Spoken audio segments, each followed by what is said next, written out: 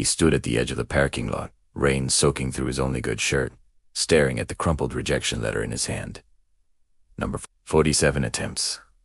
47 doors closed in his face. And in that moment, Marcus Webb made a decision that would change everything, but not the one you'd expect. He didn't decide to keep going. He decided to quit. This is Unstoppable Stories, and today you'll discover what happens when a man who has given up everything finds out he had one thing left. He hadn't tried. Marcus Webb grew up in a 2-bedroom apartment in Detroit, Michigan. 3rd floor. Broken elevator. His mother worked double shifts at a laundromat, and his father left before Marcus was old enough to remember his face. But Marcus had something, a gift. From the time he was 8 years old, he could draw, not doodles, not cartoons. Real art. Faces that looked alive. Buildings that had shadows. Skies that seemed to move. His 3rd grade teacher, Miss Patterson, once held up one of his drawings in front of the whole class. "This boy," she said, "sees the world differently." Marcus remembered that moment for the rest of his life. He grew up believing that one sentence. By the time he was 17, he had filled 40 notebooks. He applied for a scholarship to the Detroit Institute of Arts Youth Program. He prepared for weeks. He submitted his best work. He got in. For the first time in his life, he felt like the path was real, like the dream wasn't just something poor kids told themselves to survive. Then his mother got sick. It wasn't dramatic. It wasn't sudden. It was slow, the way real struggle always is. Medical bills. Missed work. A shutdown notice on their apartment door in February. Marcus dropped out of the program. He got a job at a print shop downtown. Minimum wage? Long hours? He told himself it was temporary. Temporary became 2 years. Then 3. He still drew at night.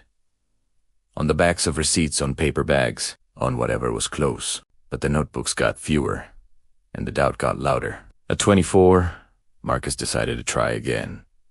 He built a portfolio. He spent 6 months putting together the best work of his life. He researched graphic design studios, advertising agencies, independent art directors. He sent applications, one after another. With cover letters he rewrote a dozen times each, and the rejections came back just as fast. "We're looking for someone with a formal degree. We've decided to go in a different direction. Your work shows promise, but always a but." By 26, he had collected 47 rejections, not metaphorically. He kept them in a folder. Every single one. He told himself it was motivation. But the truth, he didn't know why he kept them. Maybe because throwing them away felt like admitting they were right. Then came the moment that broke him. A local design competition, open category. First prize. A paid internship at one of Detroit's most respected creative agencies.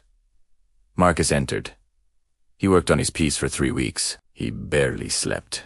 On the night of the exhibition, he stood in that gallery in his only good shirt, the one he'd ironed twice, watching people walk past his work without stopping. One judge glanced at it, nodded politely, and kept moving. The winner was a 21-year-old recent graduate. The piece was good. Marcus knew it was good, but in that moment, standing alone in the corner of that gallery, something inside him shifted. "Maybe this isn't for me." I walked out, drove to an empty parking lot, sat in the rain, and for the first time, he let himself think the thought he'd been fighting for years. Maybe I should just stop. Would he quit? Edroveume packed his portfolio into a box, pushed it under his bed, and for 3 months, he didn't draw a single thing. He worked. He ate. He slept. He existed. But something kept bothering him. It wasn't ambition. It wasn't stubbornness. It was quieter than that. It was the memory of an old woman on the bus. He'd noticed her one morning the previous winter. She was in her 70s, carrying a canvas bag stuffed with yarn and half-finished scarves. She knitted the whole ride, slowly, patiently, like she had all the time in the world. He'd asked her once, casually, if she ever sold her work. She laughed. "Lord, no.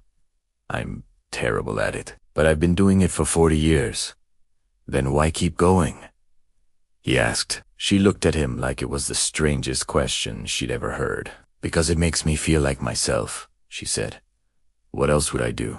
Marcus lay in bed one night, 3 months after quitting, and that answer came back to him. He got up, pulled a box from under the bed, opened it, sat on the floor, and he drew, not for a competition, not for a portfolio, not for a job, just because it made him feel like himself. That was the decision. Not a lightning bolt, not a big speech, just a man on the floor at midnight with a pencil and a piece of paper, choosing himself one more time. He started posting his work online, not because he expected anything. He just needed somewhere to put it. He opened a simple account, posted 1 drawing a week, sometimes less. The first post got 3 likes.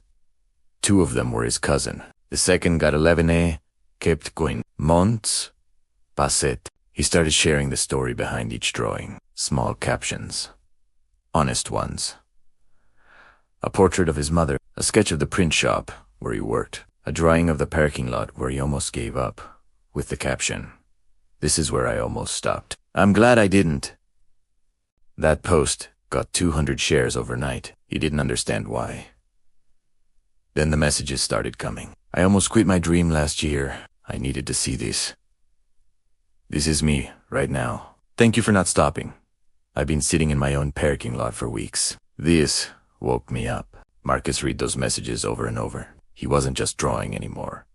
He was building something. And this is exactly why stories like these are shared here on Unstoppable Stories. Because the moment someone chooses honesty over performance, the whole world leans in. His following grew slowly. Not overnight, not virally. Steadily. He learned new skills. He saved up for a drawing tablet. He watched tutorials at midnight after his shift. He failed at digital art for months before something clicked. He lost followers when he experimented. He made things he hated. He started over more times than he could count. But he kept going. A year into posting, something shifted that Marcus hadn't expected. He changed. Not his follower count. Not his bank account. Him. The self-doubt was still there, but it wasn't in charge anymore. He had learned something that no rejection letter could teach him, that the only person whose opinion of his work could stop him entirely was his own. He began getting small commissions. A logo for a local business. A portrait for a family. Nothing life-changing, but real. He still worked at the print shop, but for the first time, he wasn't just surviving there. He was learning. He noticed how colors worked in print, how resolution mattered, how clients talked about what they wanted versus what they actually needed. His work got better. Not because he got lucky, but because he got consistent. The 47 rejection letters in his folder, he still had them. But now he looked at them differently. Each one was a data point, a version of him that wasn't ready yet. Not proof that he'd never be. He was becoming someone new without even realizing it. 2 years after that parking lot night, Marcus got an email. It was from a small creative studio in Chicago. They'd found him through his posts. They'd followed his work for months. They offered him a freelance contract. He read the email 4 times, called his mother. Se criet. Escrito, not because of the money, because of what it meant. It meant the work was real. It meant the years of night shifts and midnight drawings and quiet refusals to quit had added up to something that someone else could see. He took the contract. He moved to Chicago 9 months later, not in a blaze of glory. He shared an apartment with 2 roommates. He worked long hours. He made mistakes, but he was exactly where he was supposed to be. 3 years after that, Marcus Webb was running his own small creative studio. 6 people. Real clients. Real work. He posted a photo on the anniversary of his 47th rejection. Him, at his desk, in his own studio, with a caption that simply read, "Rejection number 47 told me it wasn't for me. Rejection number 47 was wrong." It was shared over 1 million times. Now here is what this story doesn't tell you. Marcus's path took almost 5 years. There were months he barely made rent. There were projects that failed. There were people who followed him and then forgot about him. There were days that doubt came back louder than ever. His story is not a guarantee. Not everyone who persists will get a studio deal or 1,000,000 shares. Some people work just as hard and the breakthrough looks different. Smaller, quieter, but still real. What Marcus's story tells us is this: continuing, just continuing, creates the chance. Quitting removes it entirely. That's the only promise here. The 47th rejection almost ended it, but it didn't. Because Marcus tried one more time. Not because he was sure. Not because he had a plan. Because the alternative, never knowing what one more try could do, was something he couldn't live with. There is a version of his life where he never pulled that box from under the bed, where he kept the portfolio packed away, where the parking lot was the end of the story. That version exists. He chose a different one. And maybe you are sitting with your own parking lot moment right now. A dream you've almost packed away. A door that's been closed so many times you've stopped knocking. Maybe what you need isn't a sign. Maybe you just need to try once more. Not because success is guaranteed, but because you haven't found out what you're capable of yet, and you won't know unless you try. This is Unstoppable Stories.